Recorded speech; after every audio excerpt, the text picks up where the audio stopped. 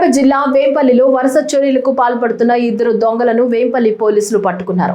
వేంపల్లి పట్టణంలోని పలు దుకాణాలు, ఇళ్లలో చోరీ చేసిన 8 గ్రాముల బంగారు, వెండి నగలను దొంగల నుంచి స్వాధీనం చేసుకున్నారు. వేంపల్లి పోలీస్ స్టేషన్లో ఏర్పాటు చేసిన మీడియా సమావేశంలో సీఐ వివరాలు వెల్లడించారు. ఓ బార్బర్ షాప్ లోని టీవీతో పాటు చీరల దుకాణంలో దొంగిలించబడిన 40 చీరలను కూడా రికవరీ చేసినట్లు వేంపల్లి సీఐ నరసింహులు తెలిపారు.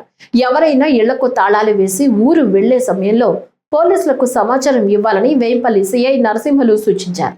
ఈరోజు ఈ నెల 21 అదేవిధంగా 22వ తారీఖు జరిగినటువంటి వేంపల్లి టౌన్లో జరిగినటువంటి అదేవిధంగా హెచ్పి బై నైట్ అదేవిధంగా హెచ్పి బై డే జరిగినటువంటి కేసుల్లోన అదేవిధంగా గతంలో జరిగినటువంటి ఒక 2 కేసుల్లో కూడాను ఒక జయప్రకాష్ రెడ్డి అని చెప్పేసి ఒక ఓల్డ్ అఫెండరు, ఇతను నేటివ్ ఆఫ్ వచ్చేసి కొండారెడ్డి కాలనీ పులివెందులో ఉంటాడు.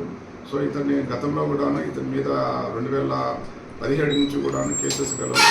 దగ్గర వెంపల్లో 4 కేసులు గలవు. అదేవిధంగా ఇతని మీద మాకు రాబడినటువంటి సమాచారం మేరకు ఈ వెంపల్లిలో జరుగుతున్నటువంటి దానిలో ఈ హౌస్ బ్రేకింగ్ ఎవరెవరు చేస్తున్నారనే పాయింట్ ఆఫ్ వ్యూతో మేము పాత ముద్దాయిని విచారిస్తుంటే సో ఈ యొక్క ముద్దాయిని మేము అరెస్ట్ చేసి ఈరోజు ఇక్కడ వేంపల్లి టౌన్లో ఉన్నటువంటి దాని చైతన్య స్కూల్ బ్యాక్ సైడ్ జరిగినటువంటి యొక్క ఇంట్లో దొంగతనం చేసినది.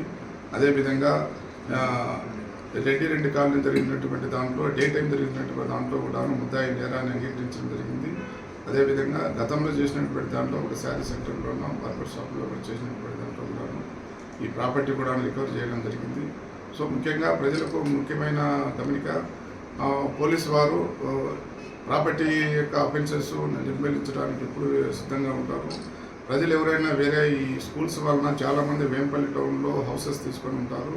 వాళ్ళు ఎవరైనా సరే ఇళ్ళకి గాను వేరే పనుల మీద కానీ పోతే కన్నా మీ యొక్క లాక్ చేసిన యొక్క ఇంటి యొక్క వివరాలు పోలీస్ వారికి కానీ తెలిపితే పోలీస్ వారు మీరు మరీ తీసుకొని వచ్చే వరకు కూడాను మీ యొక్క ఇంటి యొక్క ప్రొటెక్షన్ పోలీసు వారు తీసుకుంటారని చెప్పేసి ఈ యొక్క సందర్భంగా నేను అందరికీ కూడా తెలియజేస్తున్నాను.